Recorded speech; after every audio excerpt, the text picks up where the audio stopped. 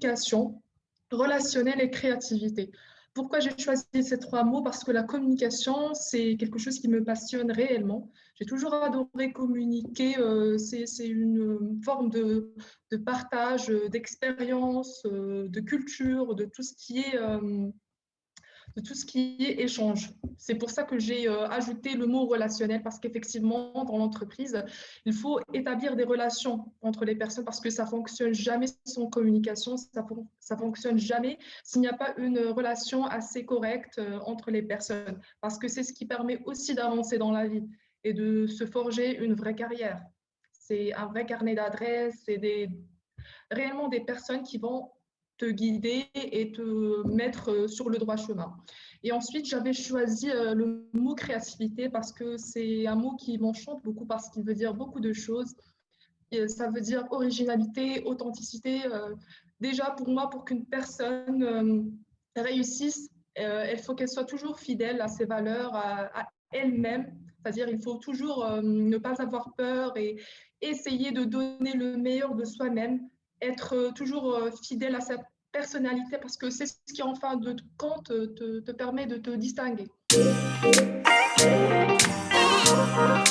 Alors, comme je l'ai déjà dit, moi, je compte m'investir encore plus dans tout ce qui est communication, marketing, parce que ce sont des domaines qui vraiment me correspondent, qui correspondent à ma personnalité. J'ai toujours voulu approfondir tout ce qui est communication, c'est-à-dire je cherche toujours à m'améliorer dans tout ce qui est communication, donc je vais le faire que ce soit en théorique ou bien en pratique, c'est-à-dire dans des entreprises et aussi en continuant mes études, parce que les études, ça ne s'arrête jamais. Moi, je suis certes en 5e année, c'est-à-dire bientôt j'aurai mon diplôme, certes, mais je continuerai toujours à étudier parce que c'est ma passion, je compte vraiment donner le meilleur de moi-même dans ce que je vais faire. Et aussi en parallèle, il faut absolument être dans la pratique, c'est-à-dire voir les choses réellement dans l'entreprise et aussi connaître un maximum de personnes qui vont être plus expérimentées et qui vont t'aider dans ta vie. C'est-à-dire il faut toujours être dans les bons moments pour avoir de belles opportunités qui vont booster ta carrière. Alors déjà, il faut être vraiment un passionné. La première chose, il faut que la communication t'intéresse un minimum. C'est-à-dire il faut aimer. Moi, j'ai toujours pensé qu'il faut aimer ce qu'on fait pour y réussir. Donc, c'est mon cas. Moi, j'aime bien la communication. C'est pour ça que dès le départ, je me suis dit que je vais faire ICPR, International Communication and Public Relations. Donc, dès que je l'ai fait, voilà, je me suis dit que je vais me donner à fond, donc je vais être impliquée. Donc, c'est aussi une caractéristique, il faut être très impliqué. C'est-à-dire, il faut toujours se renseigner, chercher des bouquins qui parlent de communication, ne pas s'arrêter aux cours donnés par les professeurs. Il faut toujours chercher pour être toujours en avance.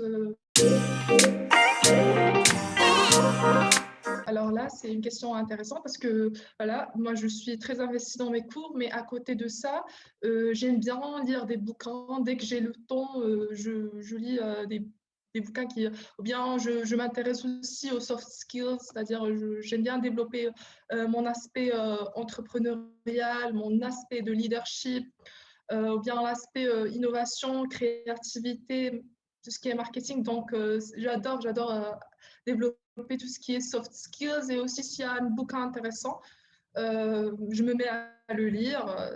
Si je trouve que ce bouquin-là vaut la peine d'être lu, pourquoi pas aussi.